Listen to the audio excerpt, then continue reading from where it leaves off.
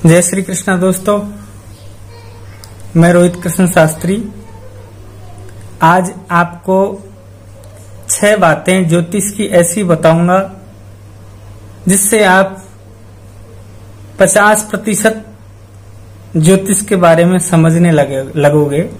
एक चार्ट ऐसा बनाया मैंने, अगर आप इसे स्क्रीनशॉट मारना चाहते हैं तो आप मार लीजिए, क्योंकि ज्योतिष में आपको हर जगह ये चार्ट काम में आएगा।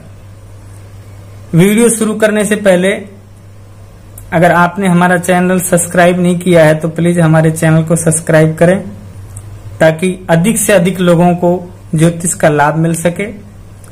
और बेल आइकन को भी आप दबाएं, जो ऑल बेल आइकन है, ताकि हमारी आने वाली हर वीडियो आपको प्राप्त हो सके। तो मित्रों, ज्योतिष एक विज्ञान है जो आज के हमारे वैज्ञानिकों ने खोज की है। उससे पहले हमारे महर्षि, हमारे ज्योतिषकार आचार्य, उन्होंने पहले ही खोज कर ली है सौरमंडल के बारे में कि ग्रह कितनी दूरी पर हैं, कितना उनका आकार है। ये सब हमारे महर्षियों ने पहले ही मालूम कर लिया, उन ग्रहों का मनुष्य के जीवन पर क्या प्रभाव होता है। तो आइए हम ज्योतिष सीखने के लिए सबसे पहला जो हमारा पार्ट है उसे आप ध्यान से देखें, क्योंकि ये क्लियर नहीं होगा तो आगे आप नहीं बढ़ सकते, ज्योतिष सीख नहीं सकते। सबसे पहला हमारा पार्ट है राशि। राशि के बारे में जानना है हमें कि राशियां कितनी होती हैं। 12 राशियां होती हैं, ध्यान दें।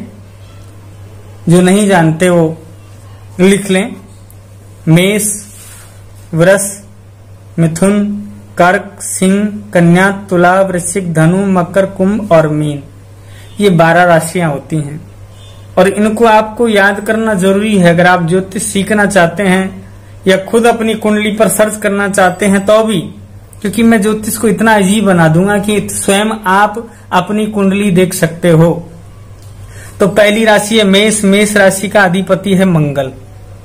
जो स्वामी है मेष राशि का वो है मंगल। तो मेष राशि को, मंगल को 2 राशियां मिली हैं, मेष और वृश्चिक, इसलिए यहाँ 2 राशि लिख रखा है। दूसरा है वृष राशि। वृष राशि दूसरी राशि, इसका स्वामी शुक्र है। इसको भी 2 राशियां मिली हैं, दूसरी राशि और 7वीं राशि, वृष राशि और तुला राशि। इन दोनों राशियों के स्वामी शुक्र देव हैं। तीसरी राशि है मिथुन। मिथुन राशि का स्वामी है बुध। बुध को भी 2 राशियां मिली हैं, एक तो तीसरी राशि है मिथुन और 6ठी राशि है कन्या, इसके स्वामी भी बुध हैं। चौथा है कर्क राशि। ये 4थी राशि, इसका स्वामी है चंद्रमा। 5वीं राशि सिंह का सूर्य, कन्या का बुध, तुला का शुक्र, वृश्चिक का मंगल, धनु का गुरु। बृहस्पति देव को भी 2 राशियां मिली हैं, धनु राशि और मीन राशि। मकर का है शनि, कुंभ का है शनि। शनि देव को भी 2 राशियां मिली हैं, मकर और कुंभ। तो दोस्तों, सबसे पहले ये आपको जानना जरूरी है राशियों के अधिपति। दूसरा हमारा पहलू है ग्रहों की मित्रता और शत्रुता। अगर हम किसी का जन्म कुंडली का फलादेश करते हैं तो पहले हमें इसके बारे में जानना होगा, मित्रता और शत्रुता के बारे में, कि कौन ग्रह मित्र हैं, कौन ग्रह आपस में शत्रु हैं, कौन ग्रह सम हैं। तो 2 पहलू हैं, एक देव ग्रह होते हैं, एक दानव ग्रह होते हैं। तो देव ग्रहों में तो आते हैं मंगल ग्रह, चंद्र ग्रह, बृहस्पति, गुरु ग्रह, सूर्य ग्रह, ये देव ग्रहों में आते हैं। दानव ग्रहों में शुक्र ग्रह, शनि ग्रह, राहु और केतु, ये दानव ग्रहों में आते हैं। तो ध्यान देना, देव ग्रहों की आपसी मित्रता है, ये आपस में मित्र हैं। मित्र मंगल, चंद्र, गुरु और सूर्य आपस में मित्र हैं। इधर देव दानव जो ग्रह हैं वो भी आपस में मित्र हैं, शुक्र, शनि, राहु और केतु, ये भी आपस में मित्र हैं। बुध ग्रह के गुरु और सूर्य ग्रह ये मित्र हैं बुध के, और बुध ग्रह के 2 शत्रु हैं, मंगल और चंद्रमा, ये बुध ग्रह के शत्रु हैं। तीसरा है मंगल और शुक्र। वैसे ये शत्रु हैं लेकिन ये सम भी हैं, यानी ये आपस में बैर भाव तो रखते हैं लेकिन कहीं न कहीं ये मित्रता भी रखते हैं। तो इनका सम प्रभाव है, यानी ना तो अच्छा है ना बुरा है। बृहस्पति और शनि ग्रह है, क्योंकि खोज कारक है, ज्ञान कारक है, तो ये भी शत्रु नहीं है, ये भी सम है। तो ये इस बात को आप जीवन में याद कर लीजिए। देव ग्रह और दानव ग्रह, देव ग्रहों की आपसी मित्रता होती है, दानव ग्रहों की आपसी मित्रता होती है। तीसरा हमारा पहलू है ग्रहों की डिग्री। डिग्री को अंश भी बोलते हैं। तो आपने जन्म कुंडली में देखा होगा कि डिग्रियां होती हैं। जैसे हम कोई भी जन्म कुंडली खोलते हैं तो जन्म कुंडली में, जैसे हिंदू कैलेंडर है, इसमें आप डेट ऑफ बर्थ टाइम डाल दोगे तो नीचे यहां पर ग्रहों की डिग्री आएगी। जैसे सूर्य की डिग्री 29 डिग्री है, चंद्रमा की 27 डिग्री है, बुध की 11 डिग्री है, शुक्र की 17 डिग्री है, मंगल की 15 डिग्री है, बृहस्पति की 28 डिग्री है, शनि ग्रह की 4 डिग्री है। ऐसे डिग्रियां होती हैं। तो इन डिग्रियों का हमारे ऊपर क्या प्रभाव होता है ये जान लें। अगर आपकी कुंडली में कोई भी ग्रह 0 से लेकर 6 डिग्री तक है तो वो बाल अवस्था में है। बाल अवस्था का तात्पर्य वो अभी बालक ग्रह है, उसके पास केवल 25% फल है। अगर आपकी कुंडली में कोई भी ग्रह, सूर्य, चंद्र, मंगल, बुध, बृहस्पति, शुक्र, शनि, राहु, केतु, कोई भी ग्रह है, अगर 0 से 6 डिग्री तक है तो वो आपको 25% फल देगा। यानी अगर वो नेगेटिव ग्रह है, बुरा ग्रह है, कुंडली में अच्छा प्रभाव नहीं दे रहा, तो वो बुरा भी आपको 25% ही बुरा प्रभाव दे पाएगा, क्योंकि उसके पास ताकत ही 25% है। वो 0 से 6 डिग्री तक है। कोई भी ग्रह कुंडली में 6 से 12 डिग्री तक है तो युवा अवस्था है। ये 50% फल आपको देगा 6 से 12 डिग्री तक कोई भी ग्रह कुंडली में है तो। तीसरा है 12 से 18 डिग्री, ये पूर्ण युवा अवस्था है। कोई भी ग्रह आपकी कुंडली में 12 से 18 डिग्री तक है तो वो आपको 100% फल देगा। अब वो फल चाहे बुरा हो चाहे अच्छा हो, लेकिन वो 100% आपके ऊपर प्रभाव डालेगा। चाहे वो अच्छा प्रभाव डाले चाहे बुरा प्रभाव डाले, वो ग्रह पर, उसकी स्थिति, उसकी दृष्टि पर वो निर्भर करता है। अगर वो 12 से 18 डिग्री तक वो ग्रह आपकी कुंडली में है तो वो पूर्ण युवा अवस्था है। 18 से 24 डिग्री तक प्रौढ़ अवस्था बोलते हैं हम इसको। अगर कोई भी ग्रह आपकी कुंडली में 18 से 24 डिग्री तक है तो वो 50% फल देगा आपको। 24 से 30 डिग्री तक अगर कोई भी ग्रह है तो वो वृद्धावस्था में है, वो भी आपको 25% फल देगा 24 से 30 डिग्री तक। इसमें ध्यान देने वाली मुख्य बात है, अगर 0 से लेकर 2 डिग्री तक आपकी कुंडली में कोई भी ग्रह है तो वो पावरहीन है, यानी उसके पास ताकत नहीं है, वो बलशाली नहीं है। वो आपको ना अच्छा प्रभाव दे पाएगा ना बुरा प्रभाव दे पाएगा, वो फलहीन है, उसके पास बल नहीं है। अगर 29 से 30 डिग्री पर भी है तो वो ग्रह अति वृद्ध हो चुका है, उसके पास पावर नहीं है, वो भी आपको 0% फल देगा। बाकी जैसे यहाँ 0 से 6 लिख रखा है तो यहां से आप 2 के बाद में 2 से 3 से 6 डिग्री तक मानो इसको। इधर आप 28 डिग्री तक मानो 25% फल।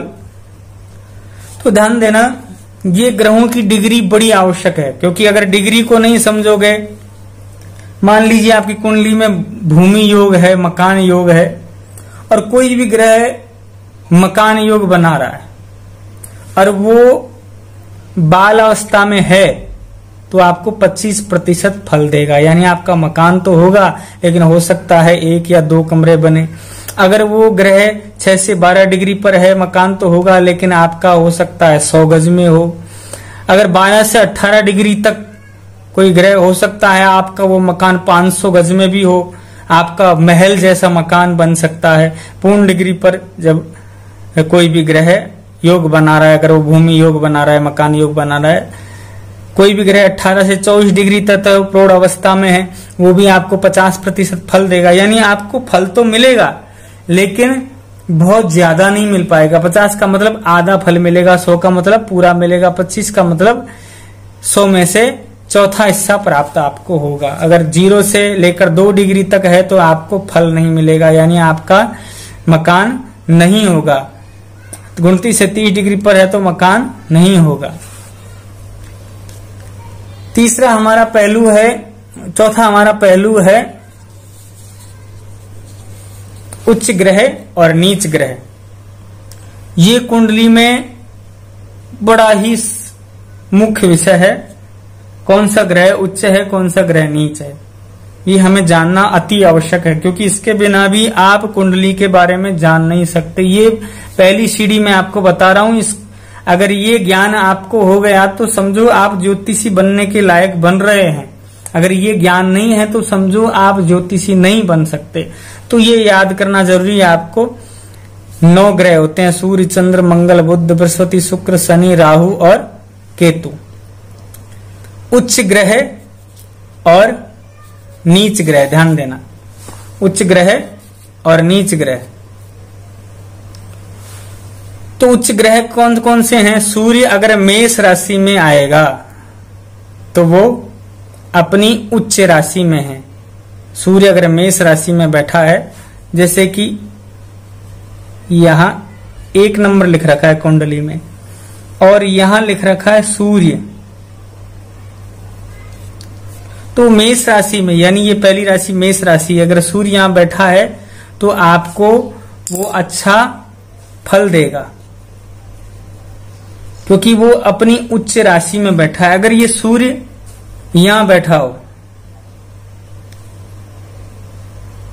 अगर यहां 1 नंबर आएगा तो यहां 2 नंबर आएगा, first house, second house, third house, fourth house, 5 house, 6, 7, 8, 9, 10, 11, 12, ये 12 घर होते हैं। इनको हम हाउस भी बोल सकते हैं,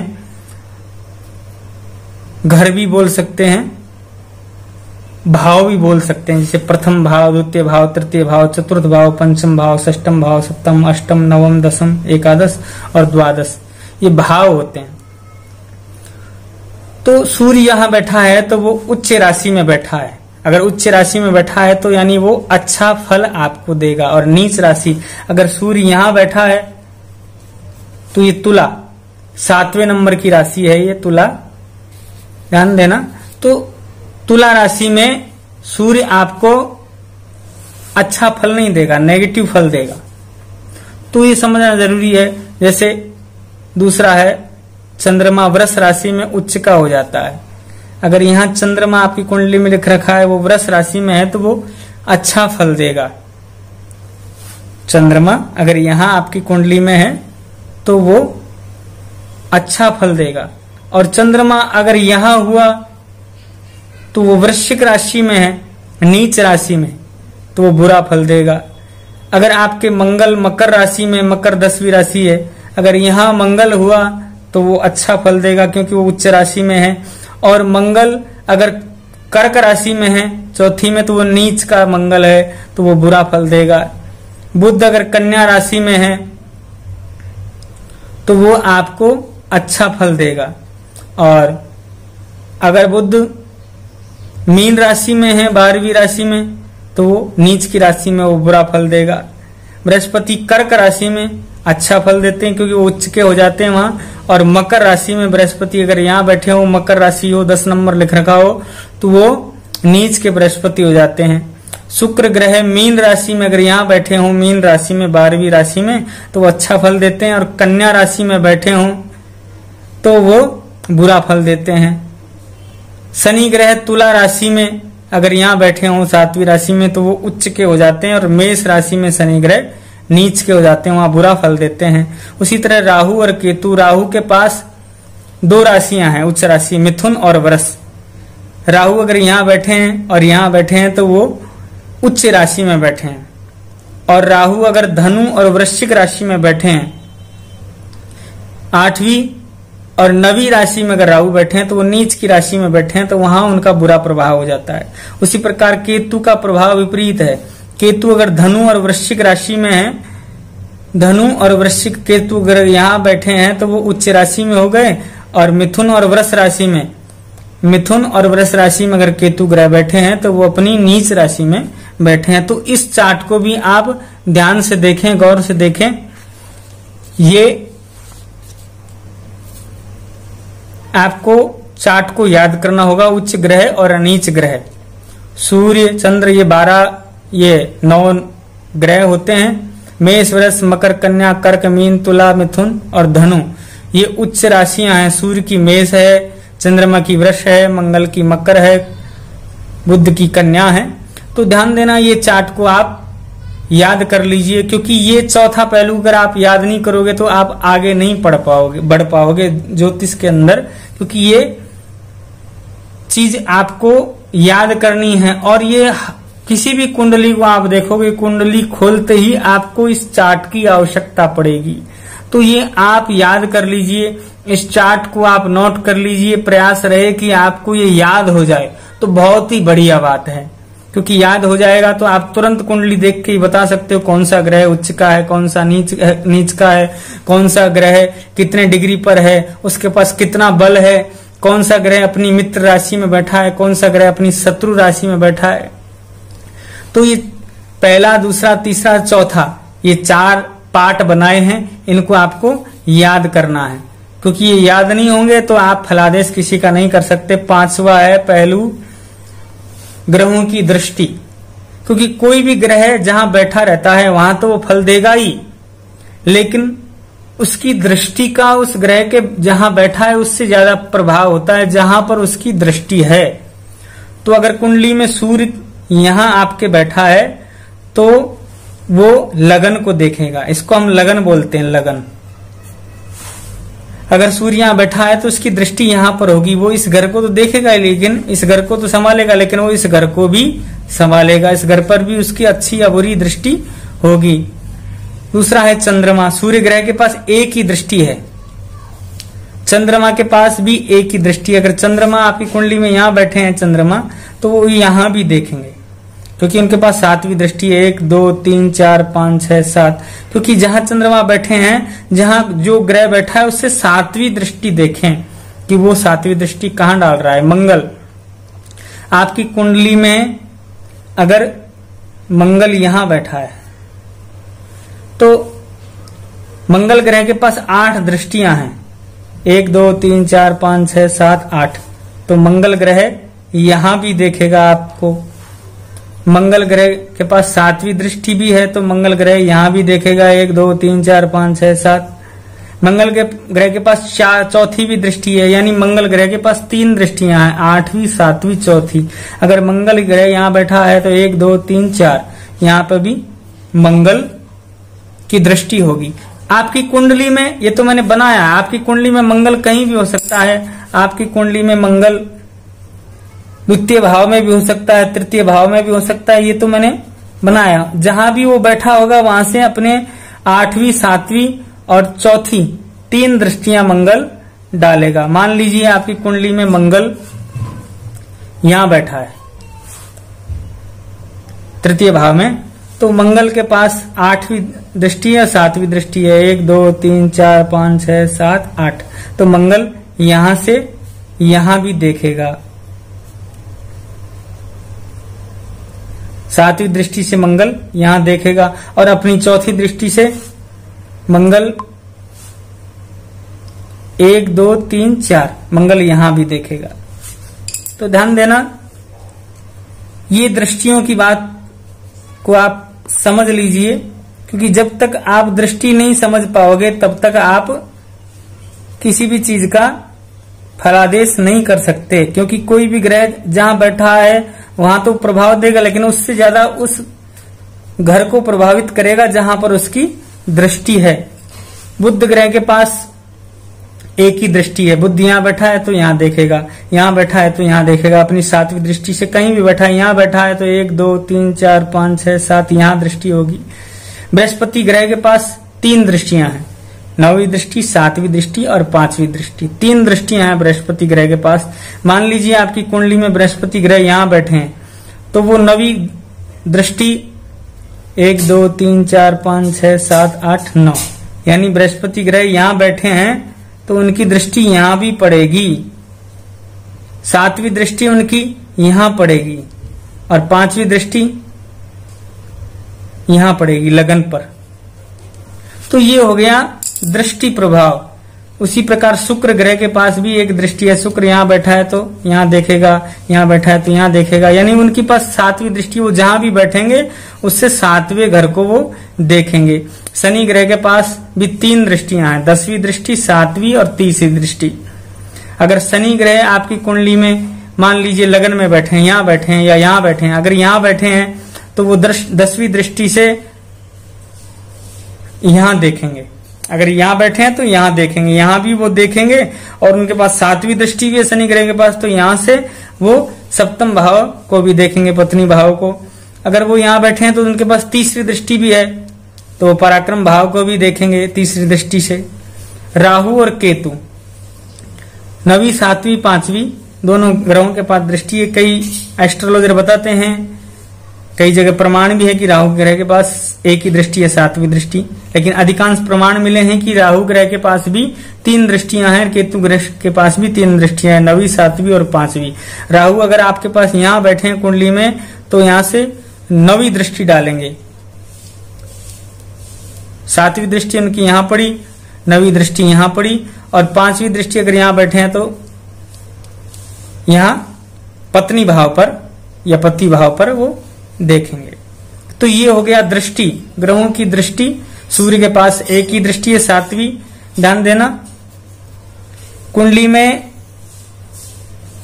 4 ग्रह ऐसे हैं जिनके पास एक ही दृष्टि है, सूर्य, चंद्र, बुध और शुक्र, इनके पास 4 दृष्टियां हैं। और मंगल, बृहस्पति, शनि, राहु और केतु, इनके पास 3 दृष्टियां हैं। मंगल, शनि, राहु और केतु। मंगल के पास 8वीं, 7वीं और 4थी दृष्टि है, शनि के पास 10वीं, 7वीं और 30वीं दृष्टि है, राहु के पास 9वीं, 7वीं, 5वीं दृष्टि है, केतु के पास 9वीं, 7वीं और 5वीं दृष्टि है। तो ये समझना बहुत जरूरी है। दूसरा है कि हम भाव से क्या देखें, जैसे कि इसको हम फर्स्ट हाउस बोलते हैं, पहला घर। ये पहला घर है, फर्स्ट हाउस। ये second house, third house, fourth house, 5 house, 6 house, 7 house, 8 house, 9 house, 10 house, 11 house, 12 house. तो ये 12 घर होते हैं। इनको हम घर भी बोल सकते हैं, भाव भी बोल सकते हैं, हाउस भी बोल सकते हैं, इंग्लिश में हाउस। तो ध्यान देना, प्रथम ये लगन है।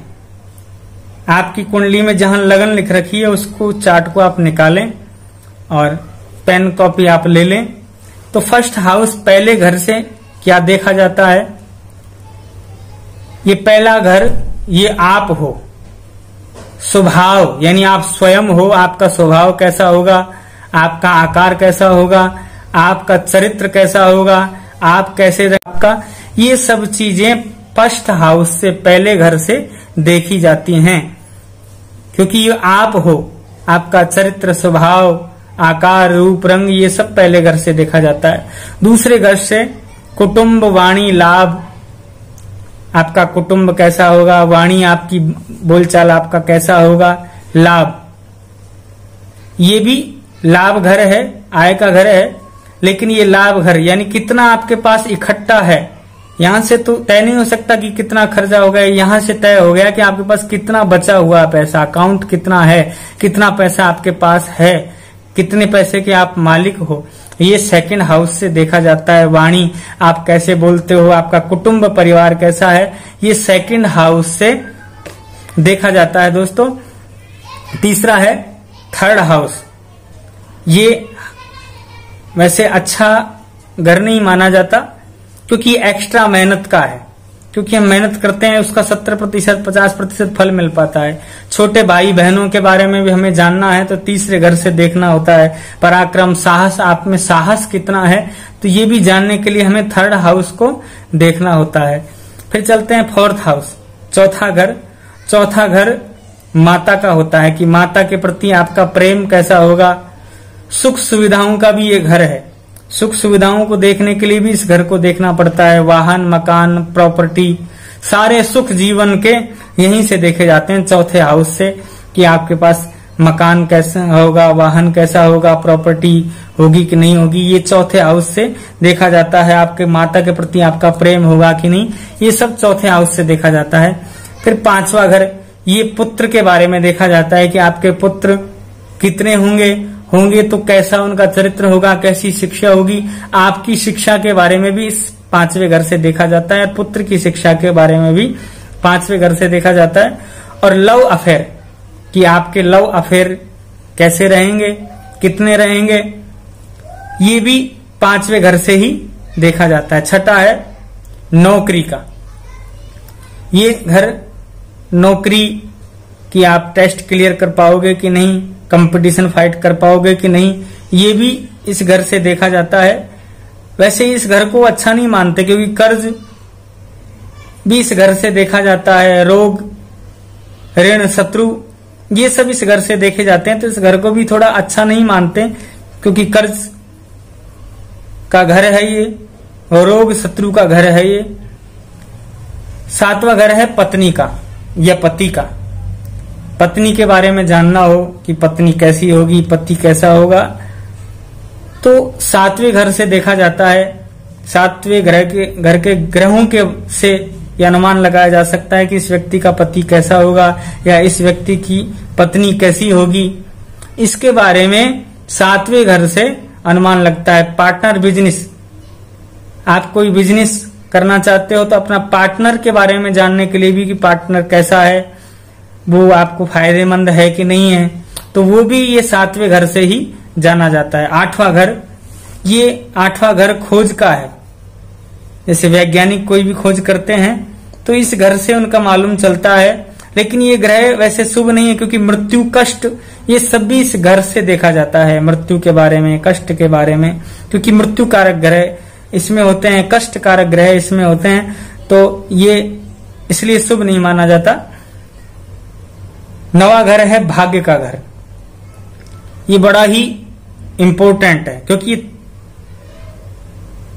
ये भाग्य का घर है, पिता का घर है, धर्म का घर है। विदेश यात्रा के बारे में अगर देखना है तो इस घर से ही मालूम कर सकते हैं कि हम विदेश जा पाएंगे कि नहीं जा पाएंगे।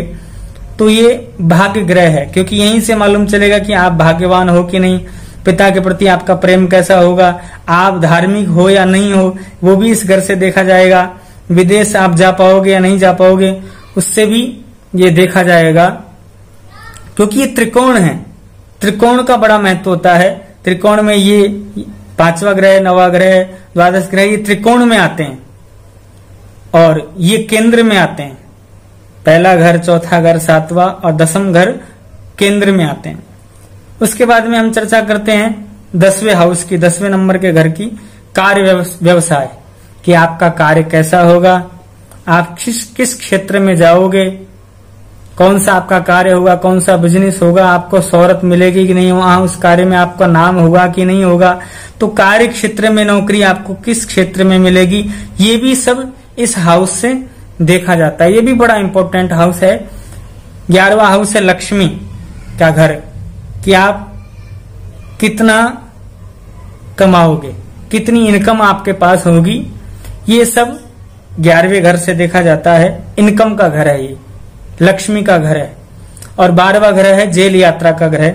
ये भी शुभ नहीं माना जाता क्योंकि यहाँ के ग्रह जेल यात्रा का योग बनाते हैं, कारावास योग। व्यवसाय के बारे में भी कुछ यहाँ से देखा जाता है। विदेश में निवास या विदेश में व्यवसाय भी, विदेश में स्थिरता भी यहाँ से देखी जाती है कि विदेश में आप रहोगे या नहीं रहोगे, ये चीजें यहाँ से देखी जाती हैं। तो आगे हम चर्चा करते हैं। मान लीजिए फर्स्ट हाउस में आपके मंगल है, ये पहला घर है।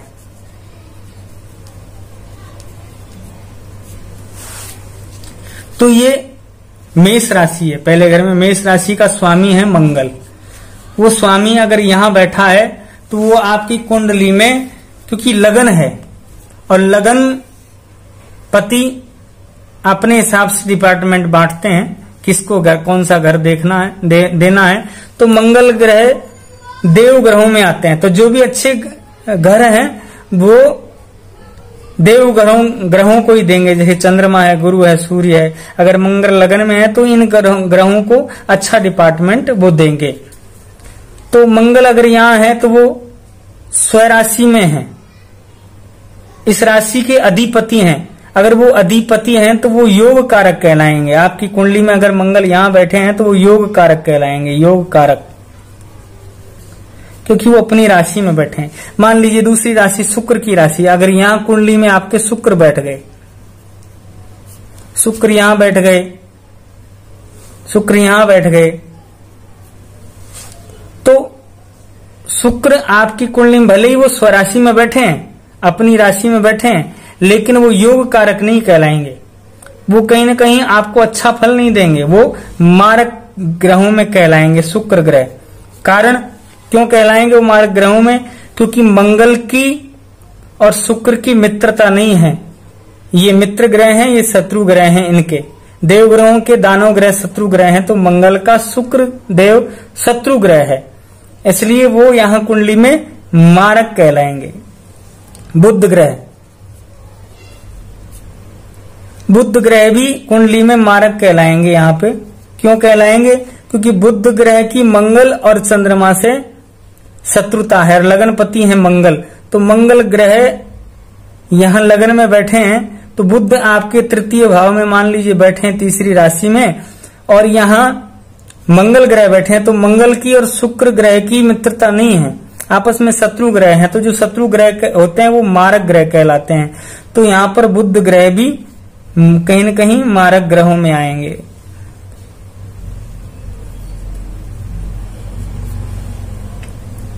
तीसरा है यहाँ पे चंद्रमा।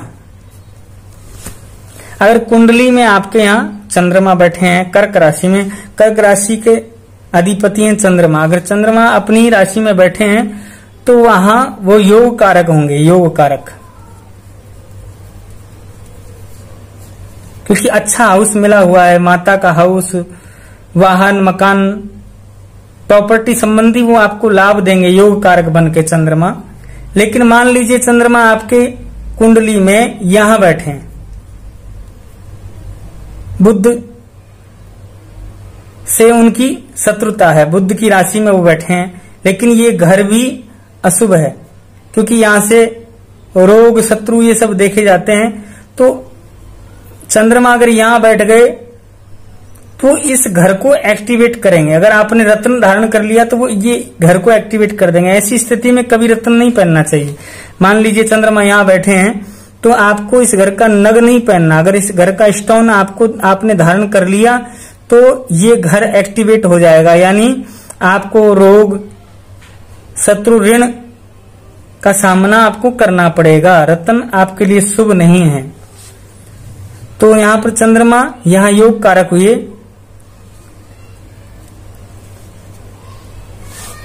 उसके बाद में सूर्य ग्रह, मान लीजिए आप कुंडली में सूर्य ग्रह यहां बैठे हैं, सूर्य अपनी राशि में बैठे हैं, पांचवी राशि उनकी स्वयं की राशि है। तो सूर्य ग्रह अगर अपनी राशि में बैठे हैं तो यहां भी वो योग कारक होंगे, क्योंकि मंगल और सूर्य की मित्रता है।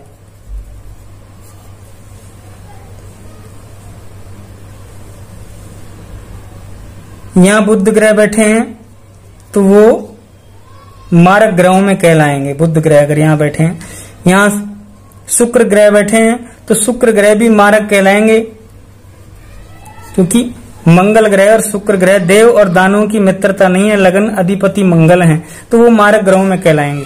मान लीजिए यहां पर आपके मंगल ग्रह बैठे हैं तो वो मंगल ग्रह योग कारक कहलाएंगे, क्योंकि यहां लगन को देख रहे हैं। लेकिन यहां पर बैठे मंगल इस घर को एक्टिवेट करेंगे, और ये घर मृत्यु, कष्ट सबका है, तो इस घर को वो एक्टिवेट करेंगे। तो इसका रत्न कभी ना पहने, इन ग्रहों का कभी रत्न ना धारण करें। इन घर के मालिकों का या इन घरों में कोई भी ग्रह बैठे हैं तो उनका कभी भी रत्न धारण ना करें। मान लीजिए यहां बृहस्पति बैठे हैं, बृहस्पति भाग्येश हैं आपके, तो बड़ा अच्छा ही फल आपको देंगे। कुंडली में जिनके अगर मीन राशि या धनु राशि में बृहस्पति हैं तो वो सब कुछ जानते हैं, उनका भाग्य बड़ा अच्छा होता है। लेकिन ध्यान दें, बृहस्पति ग्रह की डिग्री पूर्ण युवा अवस्था में हो तब जाके बहुत ज्यादा अच्छा फल देते हैं। प्रौढ़ अवस्था में वो 50% फल देते हैं, वृद्धावस्था और बाल अवस्था में वो 25% फल देंगे। मान लीजिए कुंडली में अगर बृहस्पति ग्रह यहाँ बैठे हैं, लेकिन 0 से लेकर 2 डिग्री तक के बीच में उनके पास डिग्री है, पावर है, 2 डिग्री है या 1 डिग्री उनके पास पावर है, तो वो बैठे तो हैं लेकिन उनके पास पावर नहीं है। और ऐसे भाग्येश ग्रहों को आपको पावर देना होगा, आपको स्टोन धारण करना है। जैसे भाग्येश बृहस्पति हैं आपके, तो यहाँ उनका स्टोन आप धारण करें। अगर उनका रत्न आप धारण करेंगे तो बृहस्पति बलशाली होंगे, क्योंकि वो आपके भाग्य से आपको अच्छा फल देने वाले ग्रह हैं, तो उनको ताकतवर कीजिए। जो बुरे ग्रह हैं उनका रत्न ना धारण करें। ध्यान देना, जो बुरे ग्रह हैं उनके लिए बीज मंत्र का जाप करें। जैसे सूर्य बैठे हैं, अगर वो बुरे हैं तो उनके बीज मंत्र का जाप कीजिए। चंद्रमा है तो उनके बीज मंत्र का जाप कीजिए। जो यहाँ ग्रह बैठे हैं उनके बीज मंत्र का आप जाप करें तो वो अच्छा है। उनका दान करें। किसी भी ग्रह को डीएक्टिवेट करने के लिए दान किया जाता है। मान लीजिए कोई ग्रह खराब है और वो ज्यादा डिग्री पर है, यहाँ चंद्रमा बैठे हैं या कोई भी ग्रह बैठा है, यहाँ चंद्रमा बैठे हैं, वो खराब है, बहुत ही ज्यादा खराब है, वो 12 से 18 डिग्री तक है, 100% फल दे रहे हैं, लेकिन वो बुरा फल दे रहे हैं, तो उनका आप रत्न धारण ना करें, क्योंकि रत्न धारण करेंगे तो वो और बलवान हो जाएंगे। उनको एक तो एक्टिवेट करना होता है, एक डीएक्टिवेट करना होता है। अगर उनको डीएक्टिवेट करना है तो आप उनका दान करें। चंद्रमा का सफेद चीजों का दान करें। मान लो राहु केतु को डीएक्टिवेट करना है, उनका पावर कम करना है, तो काली चीजों का दान करें। सूर्य मंगल का को अगर आप डीएक्टिवेट करना चाहते हैं तो आप लाल चीजों का दान करें। एक्टिवेट करना चाहते हैं तो आप उनका रत्न धारण करें। अगर वो यहाँ भाग्येश बैठे हैं, अगर वो पंचम भाव में अच्छा फल दे रहे हैं या कहीं भी अच्छा फल वो दे रहे हैं, लाभ भाव में बैठकर अच्छा फल दे रहे हैं, तो उनका आप रत्न धारण कीजिए। तो रत्न उस ग्रह को बलवान करने के लिए धारण किया जाता है। जाप दोनों ही स्थितियों में किया जाता है। जाप अच्छे में भी फल देगा और बुरे ग्रह को भी बुरे ग्रह को जाप डीएक्टिवेट करेगा, अच्छे ग्रह को बलवान करेगा जाप। तो जाप करना यानी उस ग्रह का जप करना अच्छा फल होता है और रत्न सोच समझकर धारण करना चाहिए। तो दोस्तों, अगर आप भी अपनी कुंडली के बारे में जानना चाहते हैं कि आपको कौन सा रत्न धारण करना है, तो आप हमसे संपर्क करें। व्हाट्सएप पर जो व्हाट्सएप नंबर हमारे दिए हुए हैं उन नंबरों पर आप अपनी डेट ऑफ बर्थ और टाइम आप भेजें और हम आपको बहुत ही कम मूल्य में आपको ये बताएंगे कि आपको कौन सा रत्न धारण करना चाहिए, कौन सा ग्रह आपके लिए शुभ है, कौन सा अशुभ है, आपको किस चीज का दान करना है, किस चीज का दान नहीं करना। ये भी कई बार ऐसा होता है ग्रहों का कि उसका दान करना भी अशुभ फल देता है। कहाँ दान करना है, किस ग्रह का दान नहीं करना, तो ये सब कुंडली से जाना जाता है। तो आप अपनी डेट ऑफ बर्थ और टाइम हमारे व्हाट्सएप नंबर पर आप भेज सकते हैं 7206192645। इस नंबर पर आप हमें व्हाट्सएप करें। आप व्हाट्सएप करेंगे तो आपको आपकी डेट ऑफ बर्थ और टाइम, जन्म स्थान और अपना नाम भेजें तो हम आपको बताएंगे कि आपको कौन सा रत्न धारण करना चाहिए। आपका कोई भी प्रश्न हो, कोई विवाह के बारे में पूछना चाहते हैं या अपनी नौकरी के बारे में पूछना चाहते हैं, व्यवसाय किस क्षेत्र में आपको जाना चाहिए, कैसी आपको शिक्षा प्राप्त होगी, ये सब आप जानना चाहते हैं तो आप इन व्हाट्सएप नंबरों पर आप मैसेज करें, अपनी डेट ऑफ बर्थ भेजें। और ध्यान देना, हमारा चार्ज बहुत कम चार्ज हमने रखा है ताकि गरीब से गरीब व्यक्ति भी अपनी कुंडली दिखा सके। तो आप हमारे गूगल अकाउंट नंबर आपको भेजे जाएंगे या पेटीएम नंबर में आप भेज सकते हैं।